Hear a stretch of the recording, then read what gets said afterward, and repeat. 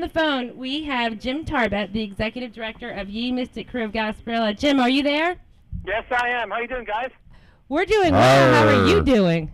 Oh, well, I'm just hanging in. As you know, it gets kind of busy this time of year. But, Why? We're looking forward to Saturday. Well, before you give us what's going on Saturday, for people who might not know, can you tell us a little bit of the history behind what Gasparilla is and why we have this special weekend?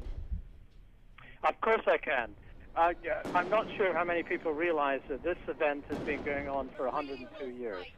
Ye Mystic Krewe of Gasparilla started the event in 1904, and it was a surprise to the city. They had a May Day festival event, and a group of businessmen decided to surprise the city by coming into the event without anybody knowing about it. Now, they were not pirates back then, but about 2 or 3 years later, they became pirates, and that's where the whole mystical Jose Gasparilla thing started. So then it's not a true story about Jose Gaspar coming down and invading Tampa. Well, we keep that kind of mystical. Did you say it started in 1984? No, 1904. 1904. In Tampa in 1904? Yes, sir. Wow. So 3 years ago was 100 years? Well, 100-year anniversary? We had our centennial back in 2004. Wow, I didn't even know that. And, you know, guys, you have to understand, I don't think there's any organization, maybe there is, but not many, in the United States of America have been going that long, and we're very proud of it. So then we were here. Gasparilla was started before even Mardi Gras in New Orleans was going on. Yeah. What? Wow. Well, tell us how Ye Mystic Krewe of Gasparilla came about. Were you guys the first men that got together? Yes, I'd say back in 1904, there was just a very small group of people, and one was the publisher of the Tampa Tribune. Oh, wonderful. And as I say, they decided to, and it was based, funnily enough, there was a Mardi Gras theme to it, because I think a relation of one of the guys that decided to surprise the city's event had a relation in New Orleans. Oh. And so anyway, I think that's as far as we want to be acquainted with Mardi Gras. How do we want to talk about what's happening this weekend and what happened with the mayor on Tuesday? But it's real quick. If people want to become a crew member of your organization or others, how do they do that, or how do they get more information on that? Well, I would. There is an organization called the Inter-Krewe Council. That's Krewe with a K. And there is a website which they can get onto, and they can really find out everything they need to know about forming a crew.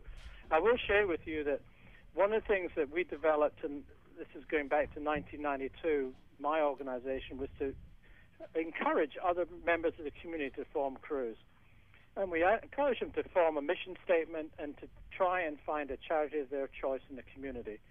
Today we have over 60 crews, all of whom are committed to the community with their own charities, and we're all very proud of that. And you do goodwill all year round, and it's not just focused on Gasparilla Day. So I think that's wonderful. Yeah, that's nice that you give to the city and give to the community all year round, and then celebrate it once a year is nice. Right.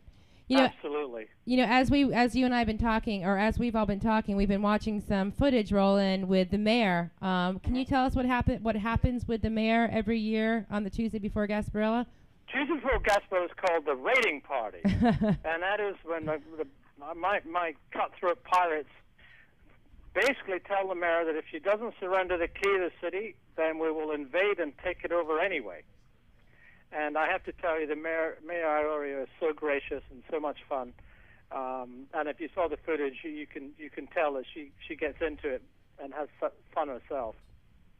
I think she does look like she has fun, and she's a fun component of the whole thing, and that's what's really great about it being embraced by the city. But ever since 1904, every single mayor had to be involved in this, and it raises tons of money locally. But not every mayor has so much fun with it, maybe, Well, I would share with you that she has been a very strong proponent of our event. I mean, it's a signature event in the city. It's the third biggest event in the United States of America. Wow. Wow. And it brings in an economic impact of $23 million. So you know, if you combine all these things, you get an understanding of just the significance of the event itself. Right. Yes. You know what I think is awesome, being a mother of 2 small children, the fact that you guys started your own day for just the kids, because it did kind of get rowdy for the one day that you had the parade on. So we enjoy the children's parade much more than the regular day parade, which I'll let you talk about what's coming up on Saturday. Well, let me just back up real quick. Sure. I think the children's parade is absolutely fabulous, and it was the concept. The city had run that event for 50-odd years, and we had the opportunity to help the city take it to the next level with major sponsorship. And our concept, the cruise concept, was to have the families first, let the kids have their day before the parents. The day itself, this coming Saturday, the pirate ship will sail from Ballast Point at 11:30, and it will get to the convention center at 1 o'clock, which is where the mayor will concede the key of the city, and then the parade itself will start at 2 p.m. and probably finish about 5:30. And for people who have not ever seen the Flotilla Invasion, it's absolutely spectacular. It's something that you can't ever see with all those boats coming through the channel. And I encourage everybody to storm Davis Island. And go to Jim Rule's house. Jim, thank you very much for calling in. I know you're at a ball right now, correct? I'm on my way. I didn't want to have all the rowdy pirates listening to this because they probably would be butting in, and I didn't like that. Well, we won't keep you any longer, but we will send you a link so you can see all of this with the B-roll footage next week sometime, just to keep Gasparilla going a little bit longer than it probably needs to go this year. Well, I appreciate you giving us support and putting it on your air. Well, thank you very much, and you have a wonderful night and Saturday. And a wonderful Saturday, Jim. We wish you the greatest success. We look for 24. Keep your fingers crossed that the weather looks okay. Yeah, it's going to be beautiful Saturday, It looks Jim. good now. It looks like it'll be a little chilly for your costume, so that's good. Okay, well, thank you, guys. Thank you very much. Take care, Jim. Bye-bye.